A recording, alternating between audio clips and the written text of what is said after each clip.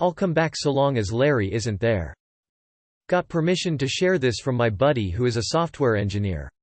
Background. To give you some background on my friend Tim, made up name, he has been programming since he was like 7 years old. Tim said by the time he got to college he breezed through most of his comp sci classes because a lot of the content they were covering he had already mastered years prior. Tim is an excellent programmer. Tim's career has been quite successful. He's worked for Google, Facebook, Amazon, and finally a hedge fund. The story starts at the hedge fund. Tim works a lot with AI technology, and at this hedge fund he was the lead programmer manager who spearheaded an effort to optimize their AI that helped them complete literally millions of trades a day. To say his work had a massive impact was an understatement. All of this is going on with COVID-19 in the background. Due to COVID-19 they went to a work-from-home model, where my friend Tim kept working. During the work from home, Tim was looking around his fancy $4,500 NYC apartment and wished for things like a yard, a heated pool, a nice 3-car garage, and not living in a high-rise. It dawned on Tim that he could leave NYC. Tim moves to Michigan. So Tim moved back to his hometown in Michigan, where he bought himself a really nice home with a heated pool, a 3-car garage, a nice yard, and guess what the yard had in it? A mother-in-love suite which was essentially a 2-bedroom, 1-bath second home on the property of his main home which he turned into his man cave. It's actually pretty sick. Oh yay, and his mortgage payment was far less than his 4.5k a month rent. Like half. Tim spent the rest of his COVID-19 work from home pounding out projects, etc. He never actually informed his employer on an official basis he moved. He just kept working. Then COVID-19 ended. COVID-19 is finally over. Back to the office. Or Tim boss.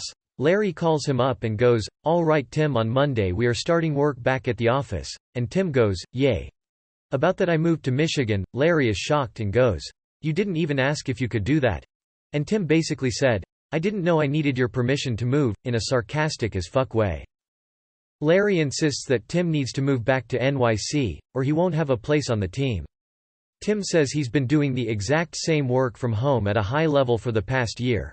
He's willing to travel to NYC for a few meetings a year on his own dime. But he feels his quality of life is so much higher outside of NYC he has no desire to live in NYC.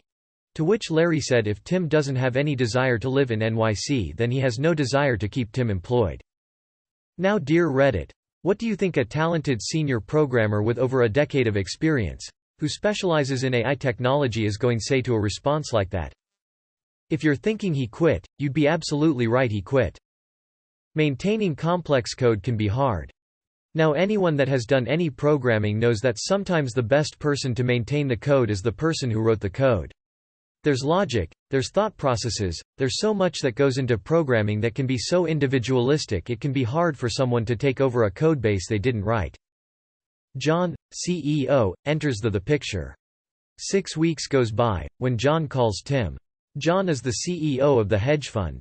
John gets Tim to agree to consider coming back, so that's when John suggests they fly Tim to NYC and he sits down with John. Tim however flipped the switch and said, "No, how about you fly out to Michigan and we discuss this?"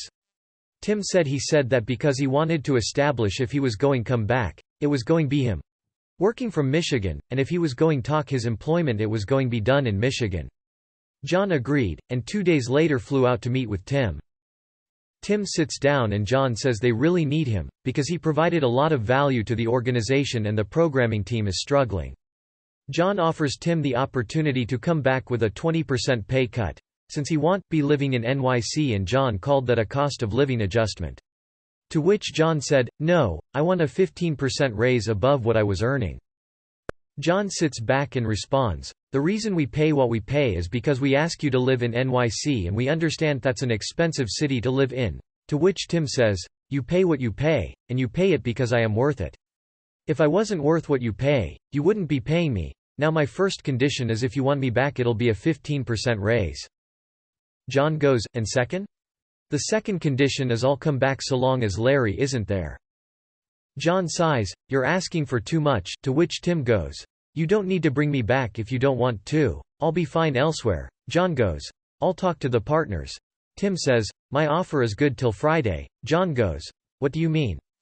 Tim says, "Next Monday is when I'm going start looking for work. This offer is good until Friday." It was Tuesday. John leaves. That Thursday the phone rings. It's John.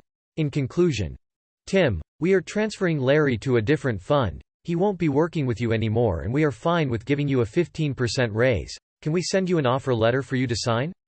Tim said, "Of course, and Larry is really gone?" John goes, "Yes. You will never need to interact with Larry ever again."